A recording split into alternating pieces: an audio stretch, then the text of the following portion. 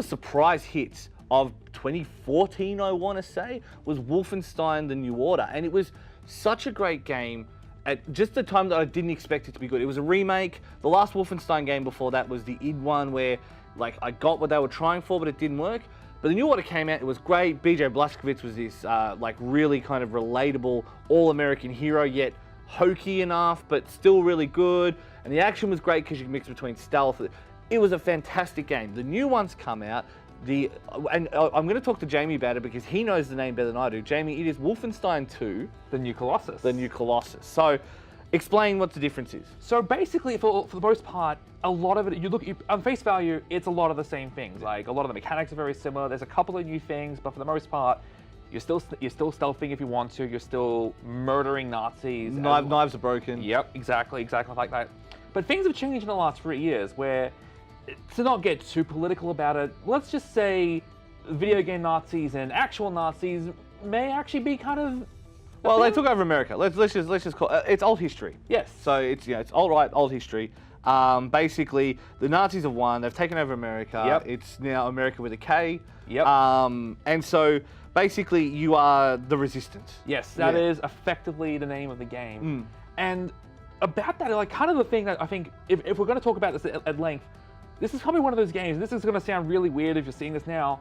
It's one of those games where if you're going to be playing this, don't know anything, don't look up anything going in. Go into this as blind as you can, because what they do in terms of story and character, and this is so weird speaking about a shooter, especially Wolfenstein, of all things, is really fucking good. Yeah. Like, everything about it it nails it. The story is well written, the game is well written. Like, you give a shit about BJ Blazkowicz was for the longest time just a little 4x4 icon. Sprite on the thing, yeah. And they actually flesh him out, and they give a reason for him to care about it. Yeah, and that is probably the core strength of the game. All of the characters, while they may not be as fully fleshed out as you would expect, and some of them are just goddamn annoying, you still care for them, you still root for them, you still want them to succeed, and it spans the wideness of the kind of the race rights and the civil rights divide. Like, you've got like the African American resistance movement, you've got the American communist movement, you have the daughter of the main chick in it. So you've got all these different characters and these different takes on this old history. They build this really interesting universe, which I guess is kind of a trademark of Bethesda as a whole, but they do a really good job here. It's just kind of a shame that maybe the game part isn't as good as literally everything else around it. Yeah, I think that is probably the biggest problem with the game is you know what to expect from it. It plays like the old one. There's new elements. There's still the two kind of fractured timelines where there's like a main split. So you get to play it at least twice and go back through it. But the biggest problem with that is that, it plays like the old one. So if you like the old one, you'll still enjoy it. If you didn't like the old one,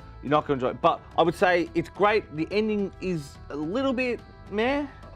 Look, it kind of falters towards the end, but before that, well before that, it does a great job. So if anything, my advice to you is, if you want to give it a shot, just stick with it. Just stick with it. It will reward you. It will just reward you in spades. If anyone wonders whether you're going to take it, the answer is probably yes.